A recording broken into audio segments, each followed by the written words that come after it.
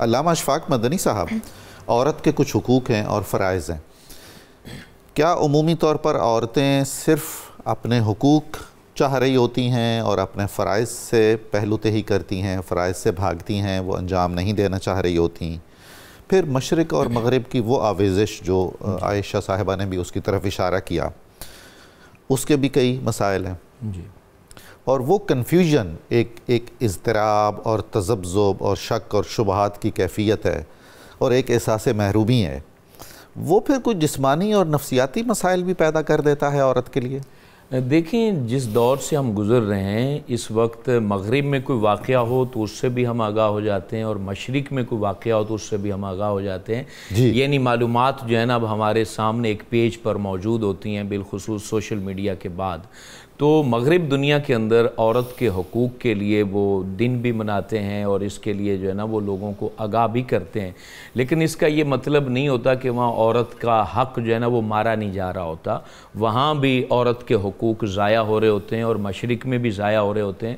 لیکن البتہ یہ بات ہے کہ مغرب دنیا کے اندر حکومتی سطح پر ریاست اس چیز کو آن کرتی ہے کہ جس کا حق ضائع ہو وہ اس کو حق دلاتے ہیں. یعنی یہ ان کی خوبی ہے، ہم یکسر کسی کی خوبی کو جو ہے نا وہ اگنور نہیں کر سکتے ہیں. یہ بات ہے کہ کوئی بھی چیز اس کا حق ضائع ہو رہا ہو تو حکومتیں اس کے ساتھ کھڑی ہوتی ہیں، وہ عورت ہو، وہ مرد ہو، وہ کوئی بھی مظلوم صنف ہو سکتی ہے.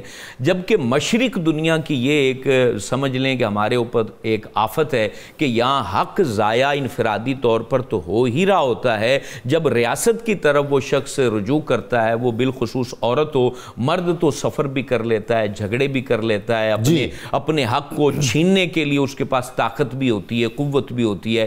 لیکن خاتون جو ہے اس کے پاس اتنی طاقت، نہ نفسیاتی طاقت ہوتی ہے، نہ جسمانی طاقت ہوتی ہے، اور بعض اوقات مالی وسائل بھی نہیں ہوتے. اور اس کا حق جو ہے مشرق میں جب ضائع ہو جائے تو وہ پھر جسمانی طور پر ڈیمیج ہو جاتی ہے. بعض خواتین کو میں نے دیکھا ہے وہ نفسیاتی مریض ہو جاتی ہیں. یعنی ایک عورت عدالت میں گئی ہے، عدالت کے اندر اس کو جب 10 دفعہ جانا پڑے گا اپنا حق لینے کے لیے، تو وہاں ہم دیکھتے ہیں کہ اس کو ایک تو جو بھوکے بھیڑیے کی طرح پورا معاشرہ دیکھ رہا ہوتا ہے، وہاں کھڑے ہوئے لوگ. یعنی ایک عورت گئی اپنا حق لینے کے لیے، اس کا شوہر فوت ہو گیا ہے، اس کو وراثت نہیں دی گئی ہے تو عدالت ہی جائے گی. اس کو جو ہے طلاق دے دی گئی ہے، بچوں سمیت اسے گھر سے نکال دیا گیا، تو وہ عدالت میں جا کے دھکے کھاتی ہے. وکیل اس کی بات نہیں سنتے، اس کو جو ہے نا وہ کیش کرتے ہیں، ہمیں فیس سے زیادہ پیسے ان سے وصول کرتے ہیں. وہ جو ہے وہ کمرہ عدالت کے باہر بیٹھی ہو تو وہاں 70,000 جو لوگ کھڑے ہوتے ہیں وہ اس کی طرف جو ہے نا وہ بھوکی نگاہوں سے دیکھتے ہیں. وہ اپنی سیلف ریسپیکٹ سے بھی محروم نظر آتی ہے، وہ ذاتی حقوق سے بھی محروم نظر آتی ہے. تو جسمانی، فکری، عقلی، تصوراتی جتنے بھی مسائل ہیں اس کا وہ خاتون شکار ہو جاتی ہے. تو قبلہ اس میں سب سے پہلی ذمہ داری وہ حکومت کی ہوتی ہے کہ عورت کو جو ہے نا وہ جہاں پر اس کو فریاد کرنے کی ضرورت پڑے اس کی فریاد کو سنا جائے، اس کے ساتھ ریاستی اداروں کو کھڑا ہونا چاہیے. جس طرح ہماری اسلامی پہلی جو ریاست ہے یہ حضرت امیر المومنین خلیفۃ المسلمین حضرت ابو بکر صدیق کا زمانہ ہے خلافت. آپ دیکھیں کہ آپ نے پوچھا کہ پورے مدینے میں مجھے بتا دو کوئی خاتون ایسی ہے جو معذور ہو، مجبور ہو، پریشان ہو، تاکہ میں سب سے پہلے اس کی ذمہ داری کو آن کروں. یہ حضرت ابو بکر صدیق. جب آپ خلیفہ بنے تو آپ کا ایک گھر مدینے مسجد نبوی سے دور تھا اور خلیفۃ المسلمین کا زیادہ وقت جو ہے مسجد نبوی میں گزرا کرتا تھا. تو وہاں آپ کے پڑوس میں جو گھر تھا وہ بچیاں اپنی بکریوں کا دودھ حضرت ابو بکر صدیق کو کہہ کے جو ہے نا دویا کرتے تھے. آپ دودھ نکال کے دیتے تھے تو وہ بچیاں کہنے لگی حضور اب تو آپ امیر المومنین بن گئے، آپ کو بہت بڑا عہدہ مل گیا، ہمارا دودھ کون دوہے گا بکریوں اب ہماری بکریوں کا دودھ کون نکال کے دے گا. تو آپ نے کہا بیٹا پریشان نہ ہو، جیسے ابو بکر پہلے خدمت کرتا تھا اب بھی خدمت کرے گا. تو آپ کو بتایا گیا کہ حضور فلانے جو ہے نا وہ مدینے کے کونے پر ایک خاتون ہے جو بوڑھی ہے، جس کی آنکھیں نہیں ہیں، بینائی نہیں ہے، اس کی اولاد بھی نہیں ہے، شوہر بھی نہیں ہے، کوئی بھی نہیں ہے. تو وہ ایک ایسی مجبور عورت ہے کہ ریاست کو آن کرنا چاہیے اس کے معاملات کو. تو حضرت عمر بھی وہاں پر موجود تھے. حضرت عمر کہتے ہیں کہ میں صبح جلدی گیا تاکہ میں وہاں جھاڑو دے دوں، وہاں پر صفائی کر دوں، پانی بھر کے رکھ دوں، کھانا پیش کر دوں. آپ کہتے ہیں میں جب صبح گیا جلدی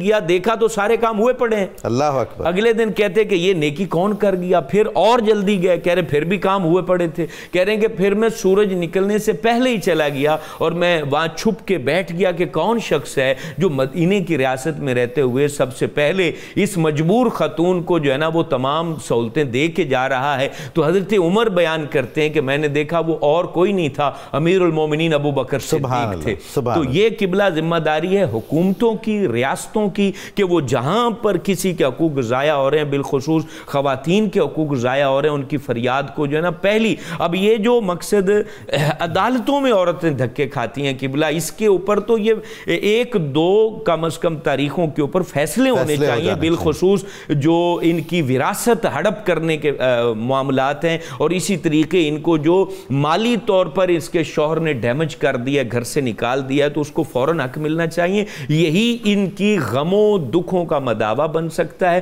باقی انفرادی طور پر جو معاملات ہیں وہ مغرب میں بھی ایسے ہیں کہ حجاب پہننے پر مار دیا جاتا ہے, وہاں پر بھی جو ہے نا حقوق کی ادائیگی کا یہ مطلب تھوڑی ہے کہ جسمانی طور پر اس کو مکمل طور پہ جو ہے نا آزاد کر دیا جائے. حقوق کا مطلب یہ ہے کہ اس کی خوشیوں کو انڈیویجلی اور عمومی سطح پر جو ہے نا اس کا لحاظ رکھا جائے, اس کا خیال رکھا جائے. مغرب بھی اس میں کوتاہی کر رہا ہے, مشرق بھی اس میں کوتاہی کر رہا ہے, اور اس کا ایک ہی حل ہے, وہ ہے قرآن مجید اور حضور پاک کی سیرت مبارکہ.